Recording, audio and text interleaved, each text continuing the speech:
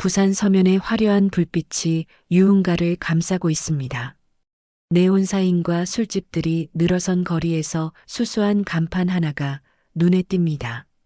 도진국밥이라고 쓰인 작은 간판은 화려한 유흥업소들 사이에서 마치 외딴 섬처럼 보이죠.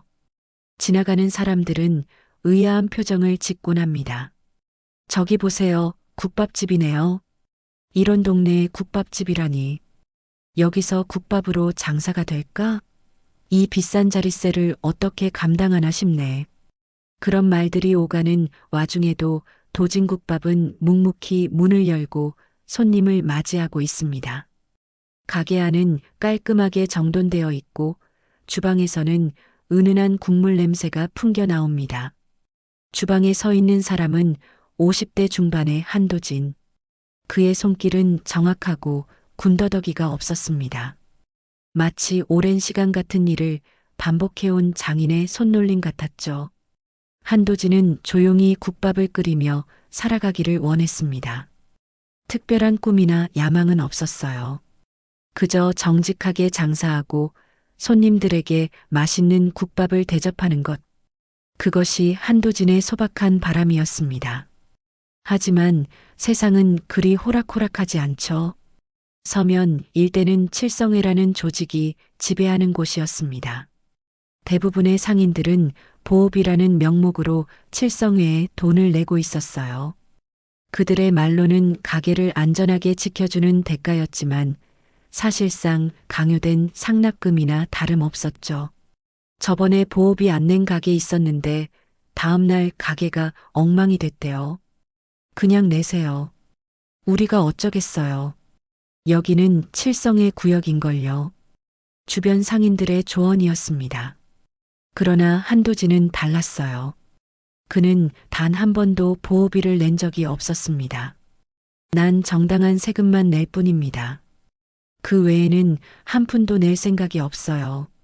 이런 한도진의 태도는 곧 칠성회의 이목을 끌게 되었습니다.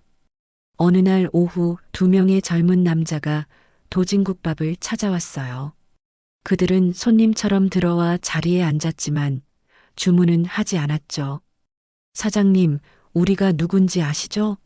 이 동네 상인들은 다 보호비를 내고 있습니다. 당신도 예외는 아니에요. 한도진은 조용히 두 사람을 바라보았습니다.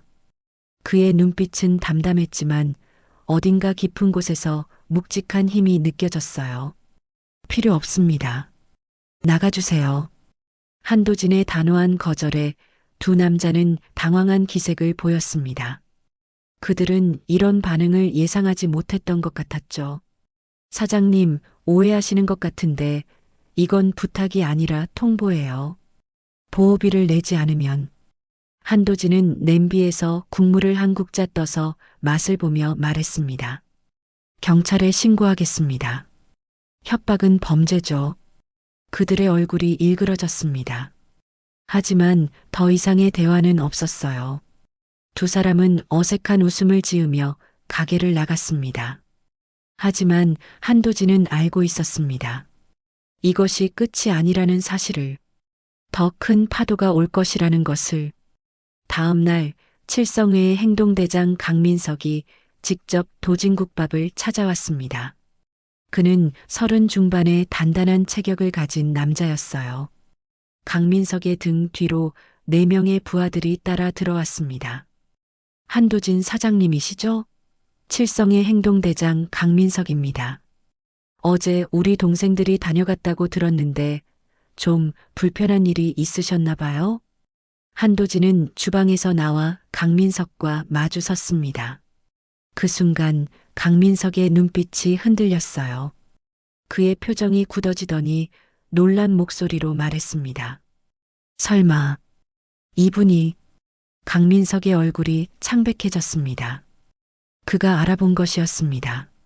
과거 특수부대 훈련소에서 호랑이 교관으로 불렸던 전설적인 훈련관을.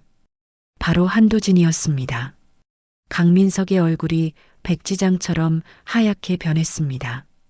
한도진을 바라보는 그의 눈에는 공포와 존경이 뒤섞여 있었죠. 칠성의 행동대장이라는 자리에 오르기 전 강민석은 특수부대 훈련을 받았습니다. 그 시절 한도진은 호랑이 교관으로 불리며 훈련생들 사이에서 전설처럼 여겨졌어요. 교관님, 정말 교관님 맞으십니까? 강민석의 목소리가 떨렸습니다. 그의 뒤에 선 부하들은 어리둥절한 표정으로 상황을 살폈어요. 그들에게는 이 상황이 이해되지 않았습니다. 칠성회의 행동대장이 한 국밥집 주인 앞에서 주눅 들어 있는 모습은 처음 보는 광경이었으니까요. 한도진은 잠시 강민석을 바라보더니 고개를 끄덕였습니다. 그래, 기억이 나는구나. 넌 198 기수였지? 훈련은 꽤 열심히 했었어. 강민석은 몸을 곧게 세우고 거의 반사적으로 경례 자세를 취했습니다. 오랜 세월이 지났음에도 한도진에 대한 본능적인 반응이 남아 있었던 거죠. 교관님, 제가 몰랐습니다. 정말 죄송합니다. 이런 곳에서 뵐 줄은. 한도진은 손짓으로 그를 저지했습니다. 지금은 그런 호칭은 필요 없네. 난 그저 국밥집 주인일 뿐이야. 강민석은 당황한 기색이 역력했습니다. 그의 머릿속은 혼란스러웠죠. 자신이 존경했던 교관이 이제는 자신이 보호비를 거들어 온 국밥집 주인이라니. 그는 부하들에게 눈짓하며 물러서게 했습니다. 오늘은 그냥 인사차 들렀다고 생각해 주십시오. 다시 찾아뵙겠습니다.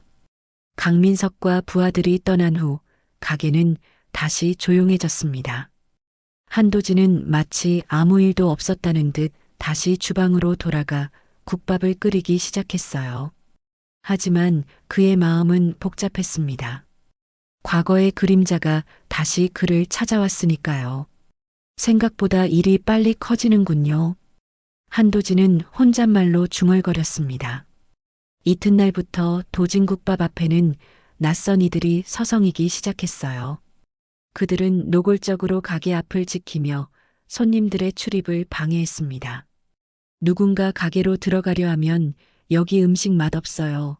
위생 상태가 엉망이에요라며 막아섰죠. 유언비어도 퍼져나갔습니다. 도진국밥에서 식중독이 발생했다는 소문, 주인이 과거에 전과자라는 이야기까지 돌았어요. 이런 상황에서 손님들은 점점 발길을 끊게 되었습니다. 주변 상인들도 한도진을 돕지 못했어요. 그들도 칠성회의 눈치를 볼 수밖에 없었으니까요. 오히려 그냥 보호비를 내는 게 어때요? 라며 한도진을 설득하려 했습니다. 저녁 무렵 취객을 가장한 몇 명의 남자들이 도진국밥에 들어와 행패를 부리기 시작했습니다. 그들은 음식의 트집을 잡고 테이블을 엎고 다른 손님들을 불편하게 만들었어요. 이게 무슨 국밥이라고.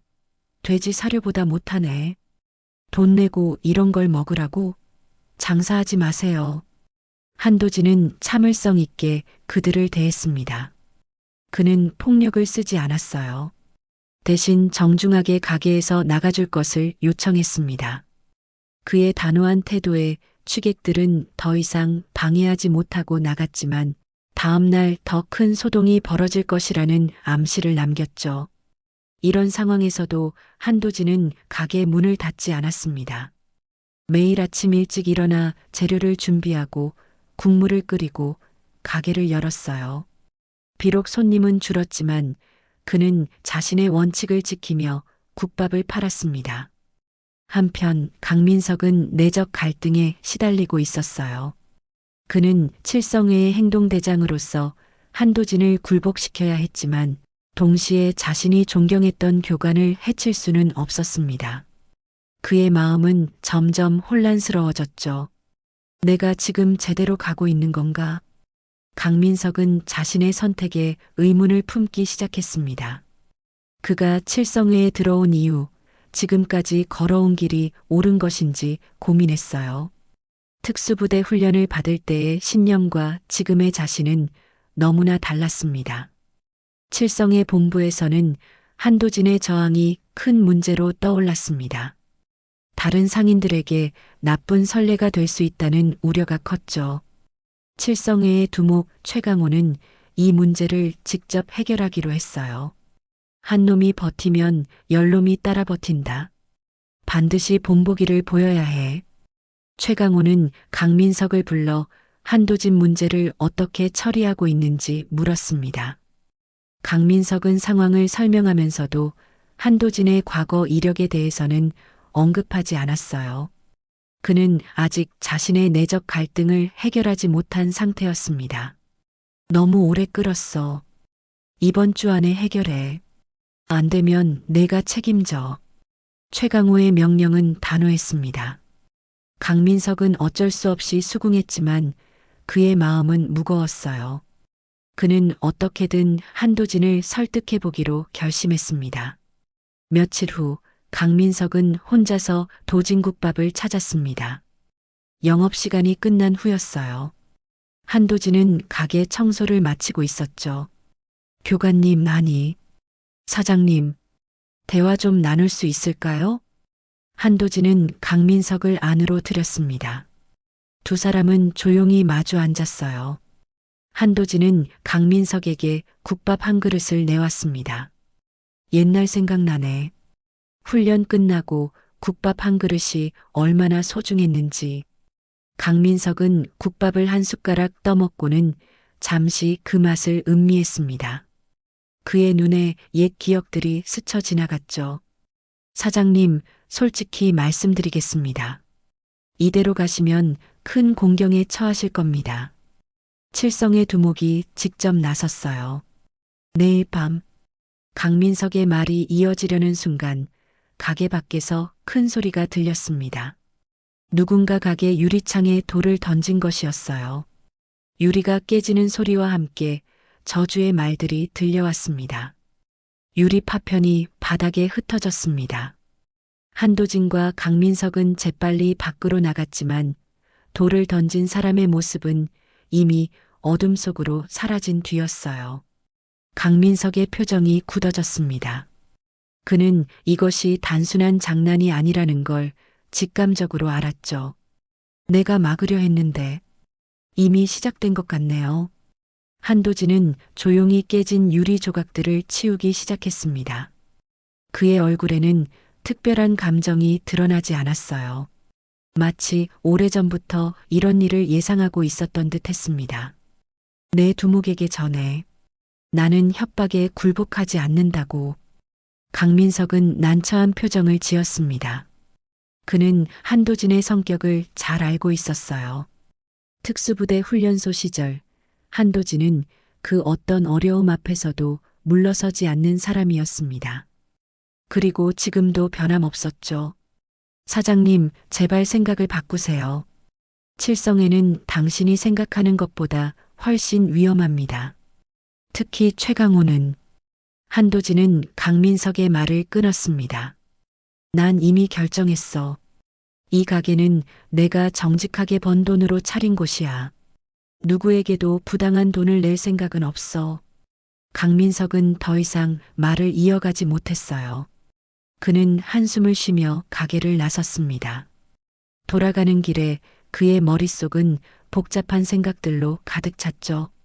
한편으로는 한도진의 완고함이 답답했지만 또 다른 한편으로는 그런 굳건한 신념이 부러웠습니다. 다음 날 아침 한도진은 평소와 같이 가게 문을 열었습니다. 깨진 유리창은 임시로 합판으로 막아두었어요. 그는 묵묵히 하루를 시작했지만 손님은 거의 없었습니다. 칠성회의 방해와 유언비어 때문에 대부분의 사람들이 도진국밥을 피하게 된 것이었죠. 점심시간이 지나고 한 노인이 가게에 들어왔습니다. 그는 한도진의 오랜 단골이었어요. 사장님, 소문 들었소다. 큰일 났네요. 칠성회가 당신을 노리고 있다 하던데. 한도진은 노인에게 국밥 한 그릇을 내오며 미소를 지었습니다. 걱정 마세요. 제 일은 제가 알아서 할 테니까요. 노인은 걱정스러운 눈빛으로 한도진을 바라보았습니다. 사장님이 군인 출신이라는 것도 알고 있심더. 하지만 혼자서는 버티기 힘들 거요. 칠성에는 이 동네를 꽉 쥐고 있거든요. 한도진은 고개를 끄덕였습니다. 그도 상황의 심각성을 인식하고 있었어요. 하지만 그의 결심은 변함이 없었습니다. 제가 특수부대에 있을 때 배운 게 있습니다. 정의롭지 않은 힘은 결국 무너진다는 것이죠. 제가 지금 물러서면 다른 사람들도 계속 그들에게 시달릴 겁니다. 노인은 한숨을 쉬었습니다. 그는 한도진의 말이 옳다는 것을 알면서도 그가 감당해야 할 위험이 걱정되었어요. 조심하세요, 사장님. 나이 먹은 호랑이라도 사냥꾼들이 많으면 위험하다 아닙니까? 노인이 떠난 후 한도진은 주방으로 돌아가 국물을 확인했습니다. 그 순간 가게 문이 거칠게 열리는 소리가 들렸어요. 한도진이 고개를 들어보니 칠성회의 두목 최강호가 부하들을 이끌고 들어오고 있었습니다. 최강호는 50대 초반의 늠름한 체격을 가진 남자였습니다. 그의 얼굴에는 세월의 흔적과 함께 강인함이 묻어났어요. 그는 가게 안을 둘러보더니 한도진을 향해 걸어왔습니다. 한도진 씨, 드디어 만나는군요. 내가 누군지는 알고 있겠죠? 한도진은 조용히 고개를 끄덕였습니다. 그는 주방에서 나와 최강호와 마주 섰어요. 두 사람 사이에는 팽팽한 긴장감이 흘렀습니다. 나는 불필요한 갈등을 좋아하지 않아요. 사업은 서로 윈마이너스윈하는 게 최선이죠. 당신도 우리와 함께하면 편안하게 장사할 수 있을 겁니다. 최강호의 말은 겉으로는 부드러웠지만 그 속에는 날카로운 위협이 담겨 있었어요. 한도진은 침착하게 대답했습니다. 저는 정당한 방법으로 장사하고 있습니다. 불법적인 보호비 같은 건 낼 생각이 없어요. 최강호의 눈빛이 차갑게 변했습니다. 그는 더 이상 친절한 가면을 쓰고 있을 이유가 없다고 판단한 듯 했어요. 참 고집센 양반이군. 내가 직접 나서서 대화를 시도한 건 오랜만이야. 이건 마지막 기회요. 내일까지 생각해 보시게. 보호비를 내든지 아니면. 최강호는 말을 마치지 않았지만 그 의미는 분명했습니다. 그는 한도진에게 위협적인 눈빛을 보내고는 천천히 가게를 나갔어요. 부하들도 그를 따라 나갔습니다. 한도진은 다시 주방으로 돌아갔습니다. 그의 마음은 무거웠지만 동시에 단단했어요. 그는 이미 결정을 내렸고 그 결정을 지킬 생각이었습니다.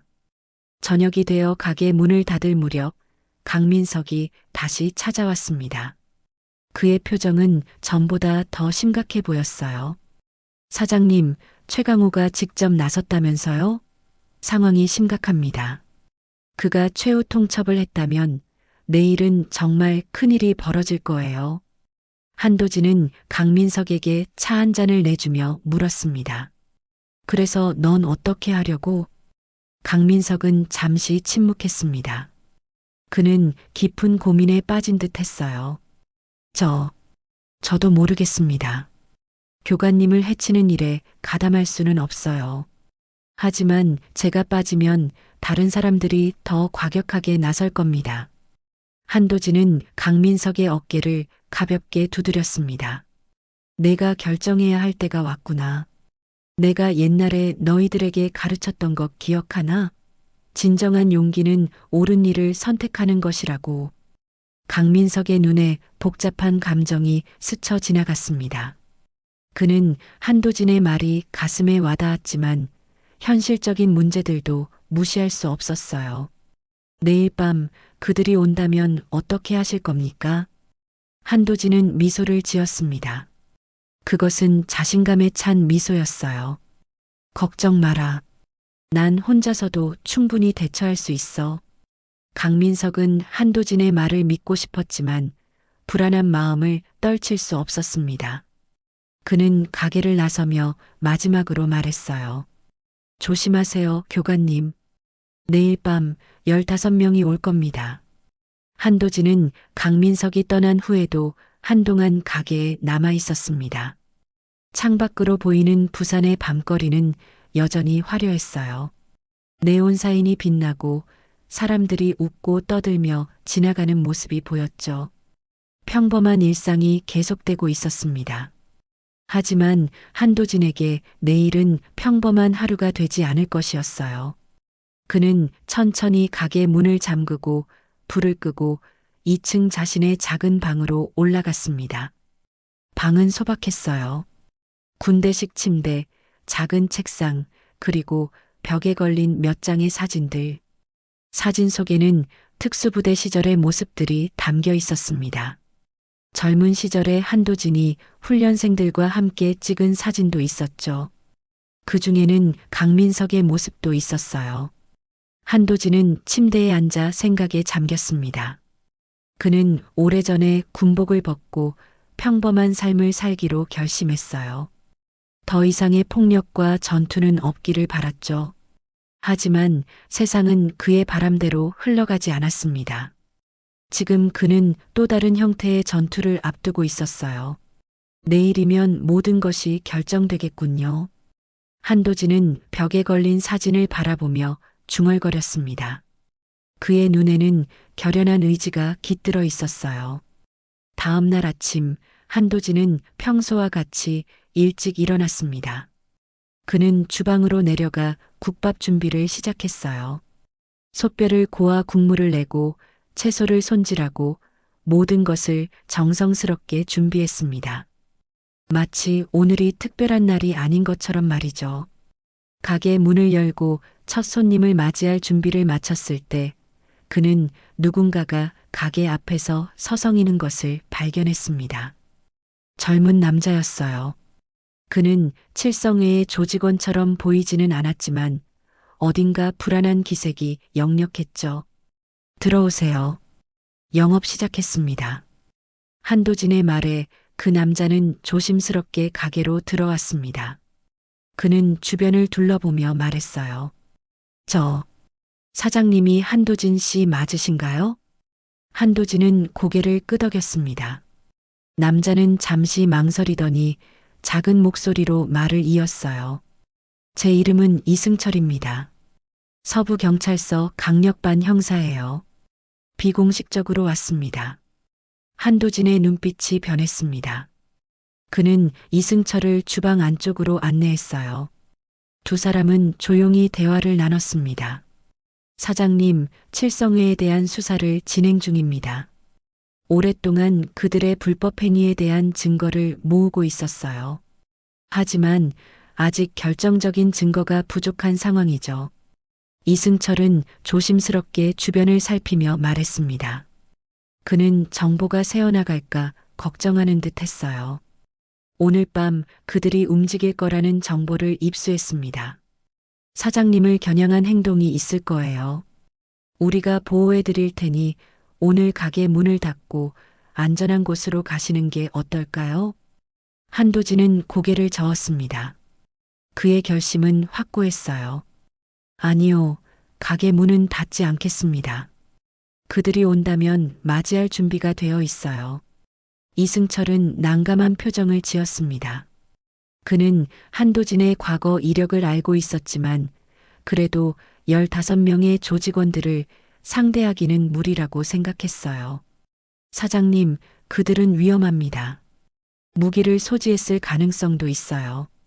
제발 신중하게 생각해 주세요. 한도진은 미소를 지었습니다. 그것은 자신감에 찬 미소였어요. 걱정 마세요, 형사님. 나는 내 방식대로 이 문제를 해결하겠습니다. 대신 한 가지 부탁이 있네요. 말씀해 보세요. 오늘 밤 가게 주변에 사람들을 배치해 두세요. 모든 일이 끝난 후에 그들을 체포할 수 있도록 말입니다. 이승철은 잠시 고민하더니 동의했습니다. 그는 한도진이 무슨 계획을 가지고 있는지 정확히 알 수 없었지만 이것이 칠성회를 검거할 좋은 기회가 될 수도 있다고 판단했어요. 알겠습니다. 오후 8시부터 인력을 배치하겠습니다. 하지만 위험한 상황이 발생하면 즉시 개입할 겁니다. 이승철이 떠난 후 한도진은 평소처럼 가게를 운영했습니다. 그날 손님은 평소보다 더 적었어요. 대부분의 사람들이 도진국밥과 칠성의 사이의 갈등에 대한 소문을 듣고 가게를 피하고 있었습니다. 점심시간이 지나고 한도진은 잠시 가게를 닫고 나갔습니다. 그는 몇 가지 준비할 것들이 있었어요. 오후에 돌아온 그는 다시 가게 문을 열고 저녁 손님을 맞이했습니다. 해가 지고 서면의 밤이 깊어갔습니다. 다른 가게들은 손님들로 북적였지만 도진국밥은 텅 비어 있었어요.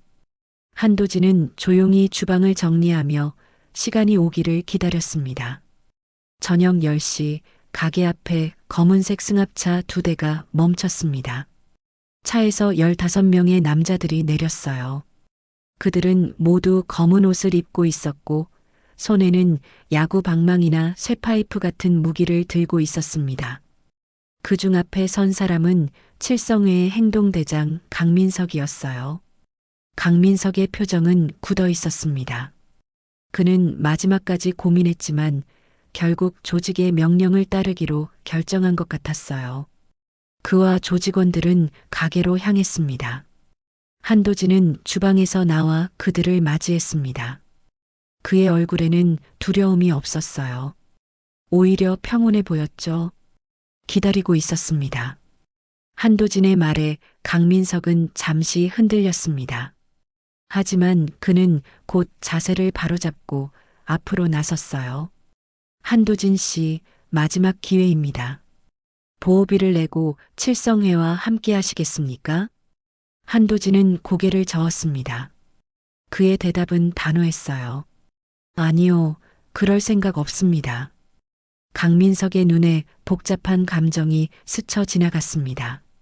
그는 뒤를 돌아 조직원들을 바라보았어요. 그들의 눈빛에는 폭력에 대한 기대가 서려 있었습니다.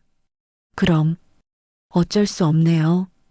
강민석이 손짓하자 조직원들이 한도진을 향해 다가섰습니다. 그 순간 한도진의 눈빛이 변했어요. 그것은 더 이상 국밥집 주인의 눈빛이 아니었습니다. 전설적인 호랑이 교관의 눈빛이었죠. 폭풍이 몰아치기 직전 모든 것이 조용했습니다. 하지만 그 정적은 오래가지 않을 것이었어요. 곧 도진국밥은 또 다른 전장이 될 터였습니다. 조직원 중 한 명이 야구 방망이를 휘두르며 가장 먼저 한도진에게 달려들었습니다. 그의 움직임은 거칠고 예측하기 쉬웠어요. 한도진은 미세하게 몸을 틀어 공격을 피한 후 상대의 손목을 정확히 붙잡았습니다. 그리고 간단한 손목 꺾기 기술을 사용해 상대를 바닥에 쓰러뜨렸어요. 으악! 첫 번째 공격자가 바닥에 나뒹구는 모습을 본 다른 조직원들은 잠시 망설였습니다. 그들은 한도진이 이렇게 쉽게 동료를 제압할 것이라고 예상하지 못했어요. 뭐해? 다 같이 들어가. 누군가의 외침에 4명의 조직원이 동시에 한도진을 향해 달려들었습니다. 한도진은 여전히 침착했어요. 그의 몸은 수십 년간의 훈련으로 단련된 정확한 움직임을 보여주었습니다. 첫 번째 공격은 옆으로 비켜 피했고 두 번째 공격자의 팔을 잡아 세 번째 공격자에게 밀어붙였습니다.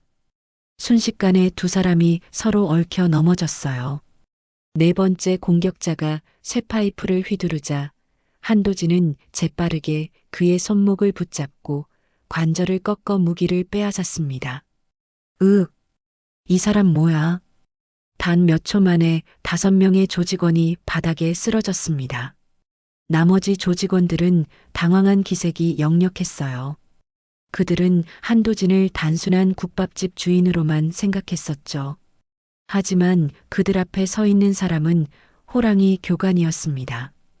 더 하실 분 있나요? 한도진의 말은 조용했지만 그 안에는 단단한 위협이 담겨 있었습니다. 조직원들은 서로를 바라보며 망설였어요. 그들은 이런 상황을 예상하지 못했습니다.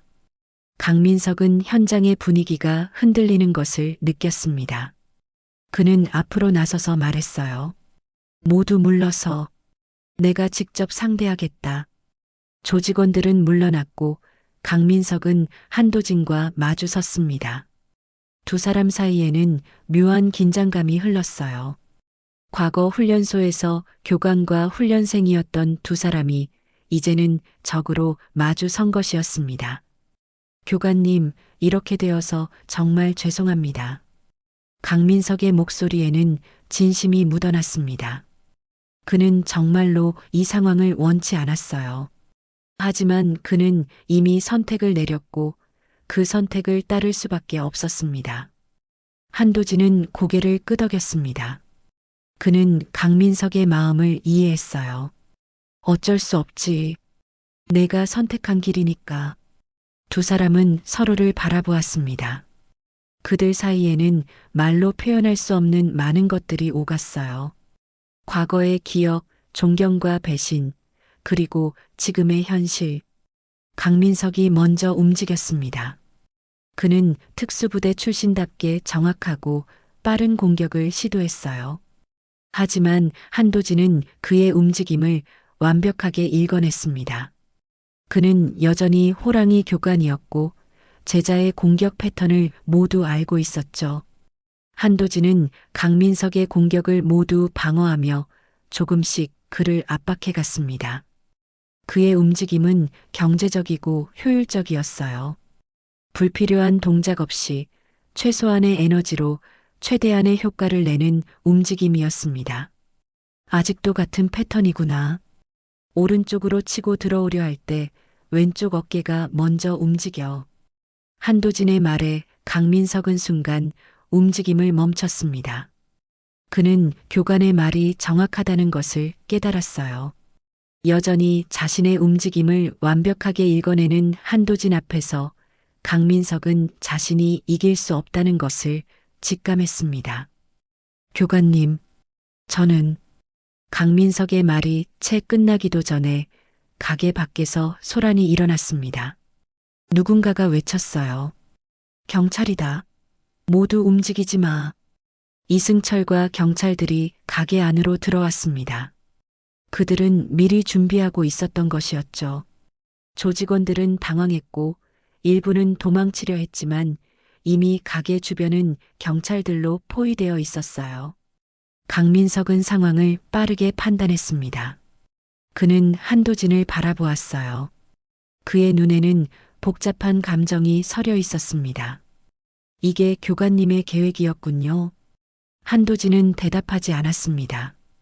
그저 조용히 강민석을 바라볼 뿐이었어요. 그 순간 강민석은 중요한 결정을 내렸습니다.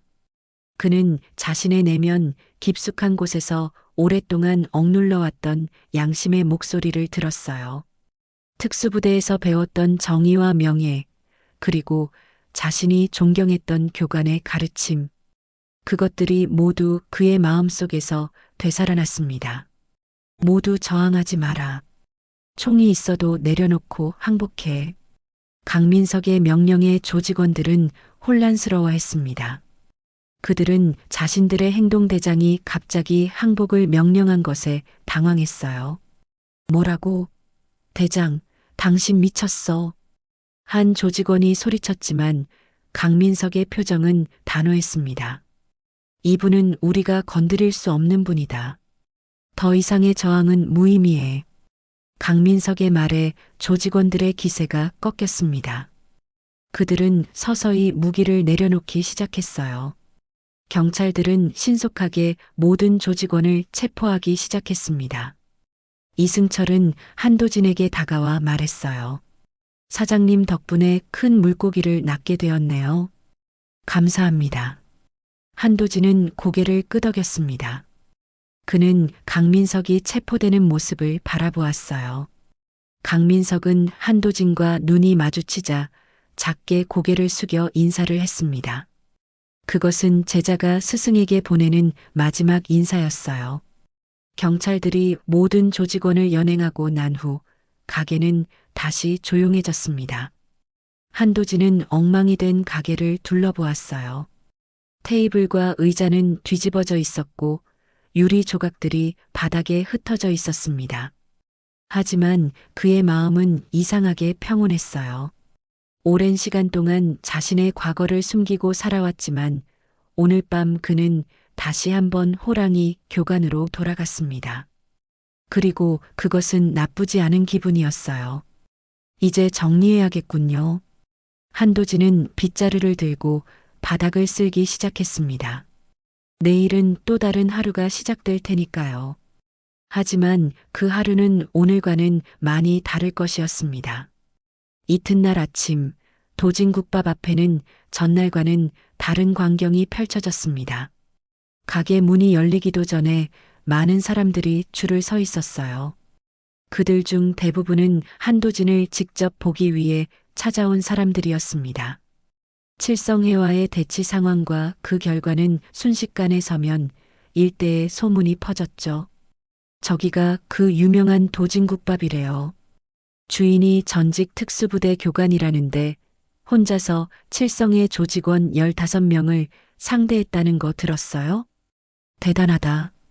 용기 있는 분이네요. 국밥도 맛있다고 하던데 꼭 먹어봐야겠어요. 한도진은 평소처럼 새벽 5시에 일어나 국밥 준비를 시작했습니다. 창문 너머로 가게 앞에 줄 선 사람들을 보았지만 그는 특별한 반응을 보이지 않았어요. 그저 평소처럼 정성스럽게 음식을 준비했을 뿐입니다. 시간이 되어 가게 문을 열자 사람들이 우르르 들어왔습니다.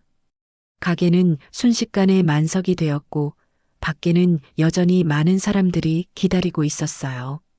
한도진은 묵묵히 주방에서 국밥을 끓이며 주문을 받았습니다. 사장님, 정말 혼자서 조직원들을 다 물리치신 거예요? 특수부대 출신이라는 게 사실인가요? 칠성회가 이 동네를 떠났다는 게 정말인가요? 손님들의 질문이 이어졌지만 한도진은 대부분 미소로 답할 뿐이었습니다. 그는 자신의 행동이 그렇게 대단한 것이 아니라고 생각했어요. 그저 자신의 원칙을 지키기 위해 한 일일 뿐이었죠. 전 그저 국밥을 끓일 뿐입니다. 맛있게 드시고 가세요. 한도진의 겸손한 태도에도 불구하고 그의 이야기는 빠르게 퍼져나갔습니다. 지역 신문에서는 서면의 영웅, 국밥집 사장이라는 제목으로 그의 이야기를 다루었고 인터넷 커뮤니티에서도 화제가 되었어요. 서면의 작은 국밥집 주인이 대형 조직을 상대로 싸워 이겼다는 이야기는 많은 사람들에게 용기와 희망을 주었습니다. 점심시간이 한창일 때 경찰서 강력반 형사 이승철이 도진국밥을 찾았습니다. 그는 가게 안을 둘러보더니 한도진에게 다가갔어요. 사장님, 덕분에 큰 성과를 올렸습니다. 칠성의 조직원 15명을 한꺼번에 검거했고 본부 압수수색도 성공적이었어요. 그들의 불법 장부와 무기들을 확보했습니다. 한도진은 고개를 끄덕였습니다. 그는 이 결과에 만족했어요. 강민석은 어떻게 되나요? 이승철은 잠시 생각에 잠기더니 말했습니다. 그가 중요한 제보를 해주었어요. 칠성회의 내부 구조와 불법 사업에 대한 정보를 모두 제공했습니다. 그 덕분에 최강호를 포함한 칠성회 간부들도 모두 검거할 수 있었어요. 감형은 받겠지만 그래도 상당 기간 수감 생활은 피할 수 없을 겁니다. 한도진의 눈에 복잡한 감정이 스쳐 지나갔습니다. 강민석은 결국 옳은 선택을 했고 그것이 그에게는 중요했어요. 그를 만날 수 있을까요? 이승철은 고개를 끄덕였습니다. 물론이죠. 내일 면회 일정을 잡아드리겠습니다. 이승철이 떠난 후에도 가게는 계속해서 손님들로 북적였습니다. 한도진은 쉴 틈 없이 국밥을 끓이고 서빙했어요.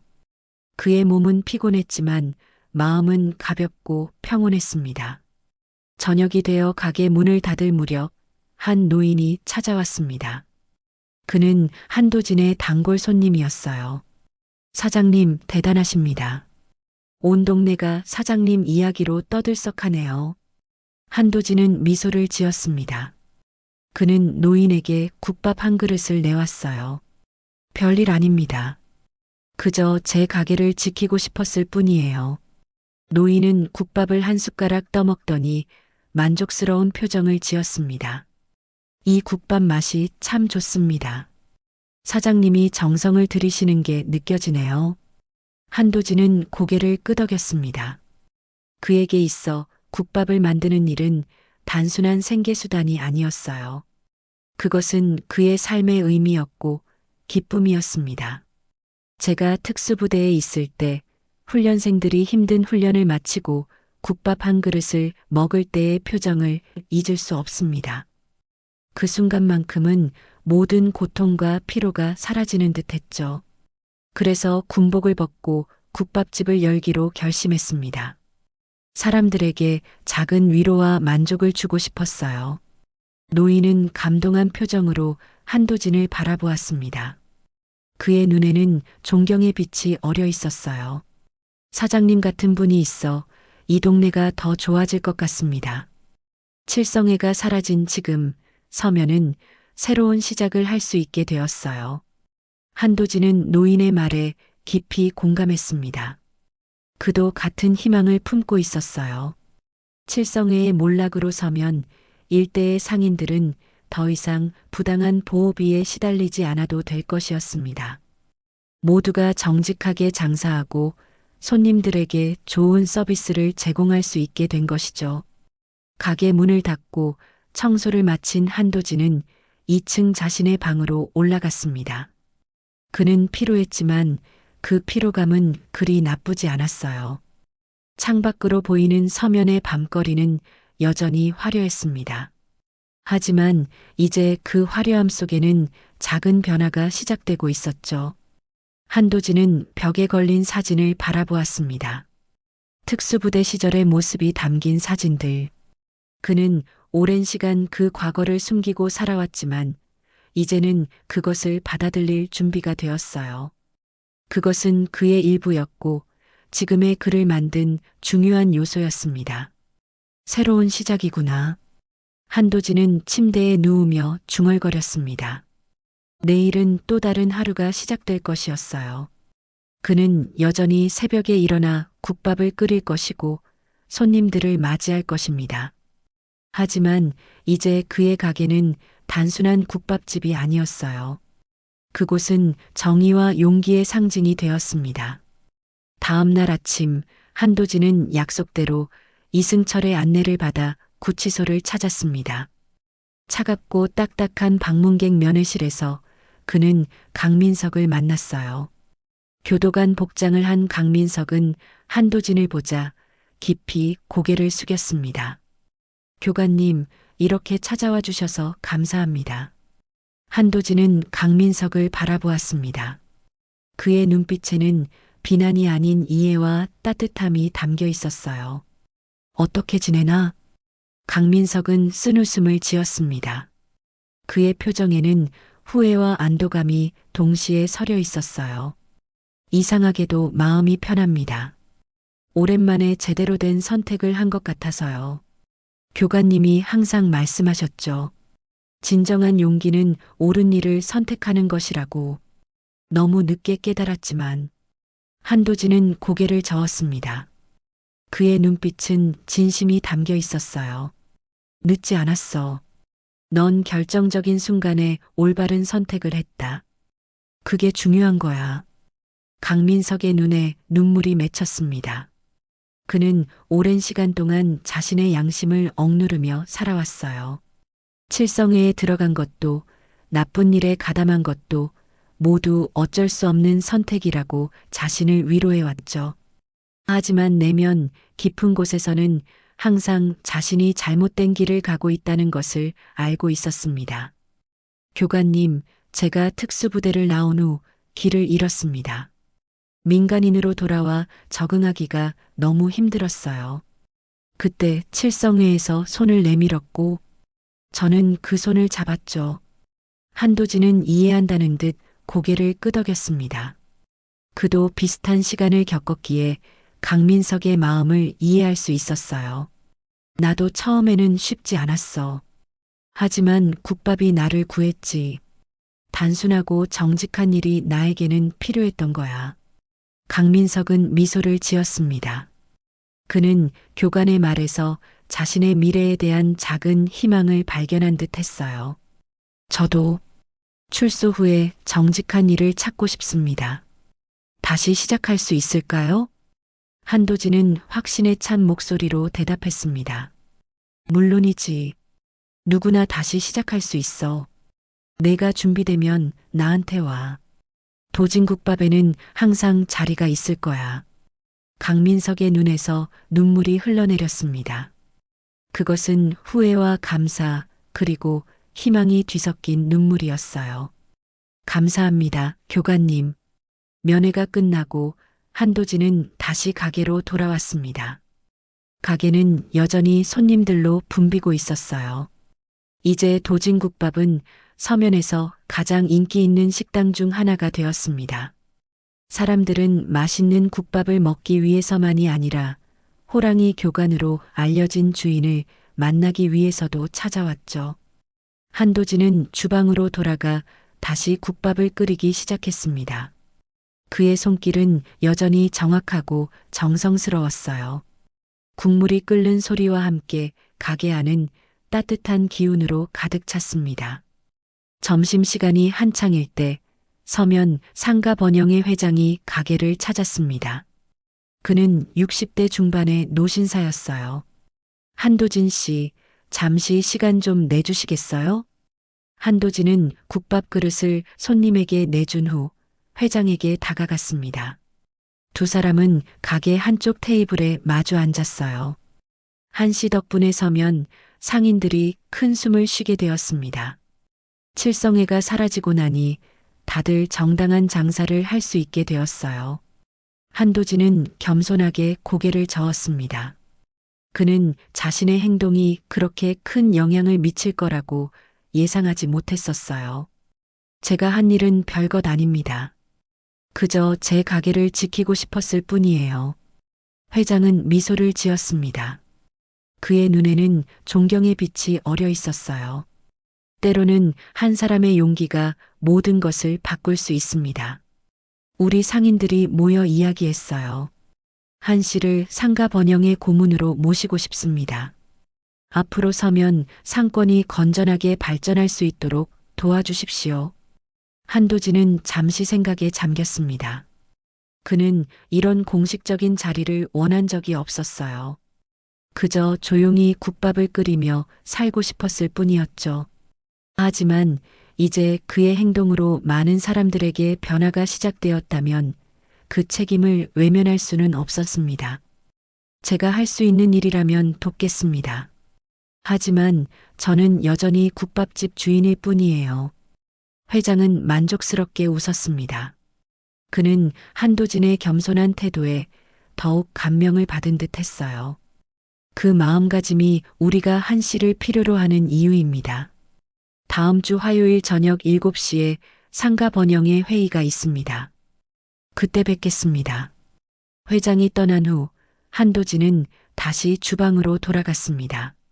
그는 국물을 끓이며 자신의 삶이 어떻게 바뀌었는지 생각했어요. 불과 며칠 전까지만 해도 그는 그저 조용히 살아가는 국밥집 주인이었습니다. 그런데 이제는 서면의 영웅이자 상가 번영의 고문이 되었죠. 저녁이 되어 가게에 손님이 줄어들었을 때 한 여성 기자가 찾아왔습니다. 그녀는 지역 신문사에서 온 젊은 기자였어요. 한도진 씨, 인터뷰 요청드립니다. 서면의 영웅, 호랑이 교관에 대한 특집 기사를 준비 중입니다. 한도진은 난처한 표정을 지었습니다. 그는 이런 관심을 원치 않았어요. 죄송합니다만 저는 그런 영웅이 아닙니다. 그저 제 가게를 지키려 했을 뿐이에요. 기자는 포기하지 않았습니다. 그녀의 눈에는 열정이 가득했어요. 많은 사람들이 당신의 이야기에 용기를 얻고 있습니다. 한 사람이 불의에 맞서 싸우고 이길 수 있다는 것을 보여주셨으니까요. 부탁드립니다. 짧은 인터뷰만이라도. 한도진은 잠시 고민하다가 동의했습니다. 그의 이야기가 다른 사람들에게 용기를 줄 수 있다면 그것도 의미 있는 일이라고 생각했어요. 하지만 과장된 이야기는 원치 않습니다. 사실만을 전해주세요. 기자는 기쁜 표정으로 고개를 끄덕였습니다. 두 사람은 가게 한쪽에 앉아 이야기를 나눴어요. 한도진은 자신의 군 경력 국밥집을 열게 된 계기, 그리고 칠성회와의 갈등에 대해 담담하게 말했습니다. 그는 자신을 영웅처럼 포장하지 않았고 그저 자신의 원칙을 지켰을 뿐이라고 간조했어요. 인터뷰가 끝나고 기자가 떠난 후 가게는 드디어 조용해졌습니다. 한도진은 가게 문을 닫고 정리를 시작했어요. 그는 오늘 하루를 되돌아보며 생각에 잠겼습니다. 그의 삶은 분명 변했습니다. 더 이상 숨어 사는 듯한 느낌은 없었어요. 그는 자신의 과거를 받아들였고 그것이 현재의 자신을 만든 중요한 부분임을 인정했습니다. 호랑이 교관과 국밥집 주인 두 정체성은 이제 하나가 되었어요. 한도진은 창밖을 바라보았습니다. 서면의 밤거리는 여전히 화려했어요. 하지만 이제 그 화려함 속에는 더 이상 칠성회의 그림자가 드리워져 있지 않았습니다. 상인들은 두려움 없이 장사할 수 있게 되었고 손님들은 안전하게 거리를 다닐 수 있게 되었죠. 이것이 진정한 승리인가 보다. 한도진은 미소를 지으며 중얼거렸습니다. 그의 마음은 평온했어요. 한 달이 지난 후 서면의 모습은 많이 달라졌습니다. 칠성회가 사라진 자리에는 새로운 활기가 넘쳐났어요. 상인들은 더 이상 보호비에 시달리지 않고 자유롭게 장사를 할 수 있게 되었고 손님들은 더 밝은 표정으로 거리를 다니고 있었습니다. 도진국밥은 이제 서면에서 가장 유명한 가게 중 하나가 되었어요. 매일 문을 열기도 전에 손님들이 줄을 서 있었고 점심시간에는 자리를 구하기가 힘들 정도였습니다. 한도진은 늘어난 손님들을 감당하기 위해 직원 2명을 더 고용했어요. 그들은 모두 새로운 시작이 필요했던 사람들이었습니다. 그중 한 명은 전직 군인이었고 다른 한 명은 실직 상태였던 청년이었어요. 한도진은 그들에게 국밥 만드는 법을 하나하나 가르쳤습니다. 그의 가르침은 국밥을 넘어 삶의 자세에 관한 것이기도 했어요. 국밥은 정성입니다. 재료 하나하나에 마음을 담아야 해요. 그래야 먹는 사람도 그 마음을 느낄 수 있죠. 한도진의 말에 직원들은 진지하게 고개를 끄덕였습니다. 그들에게 한도진은 단순한 사장이 아니라 스승과 같은 존재였어요. 상가 번영의 고문으로서 한도진의 역할도 중요해졌습니다. 그는 매주 화요일 저녁 회의에 참석하여 서면 상권의 발전 방향에 대해 논의했어요. 그의 조언은 항상 현실적이면서도 공정했습니다. 특히 약자를 보호하고 상생하는 방향으로 의견을 제시했죠. 우리가 진정으로 발전하려면 모두가 함께 가야 합니다. 큰 가게만 살아남는 것이 아니라 작은 가게들도 함께 성장할 수 있는 환경을 만들어야 해요. 한도진의 제안으로 서면 상인들은 서면 상생협의체를 구성했습니다. 이 협의체는 임대료 안정화, 공동 마케팅, 상권 활성화 등 다양한 활동을 통해 모든 상인들이 함께 발전할 수 있는 기반을 마련했어요. 한도진은 미소를 지으며 중얼거렸습니다. 그리고 집으로 향했어요. 내일 아침 그는 다시 새벽에 일어나 국밥을 끓일 것입니다. 그리고 그 국밥은 어제보다 오늘보다 내일 더 맛있을 것이었죠. 서면의 밤거리에 도진국밥의 간판 불빛이 따뜻하게 빛나고 있었습니다. 그 빛은 마치 어두운 곳에 놓인 작은 등불 같았어요. 불의에 맞서 싸운 한 사람의 용기가 만들어낸 희망의 빛이었습니다. 호랑이 교관의 전설은 이제 막 시작되고 있었습니다.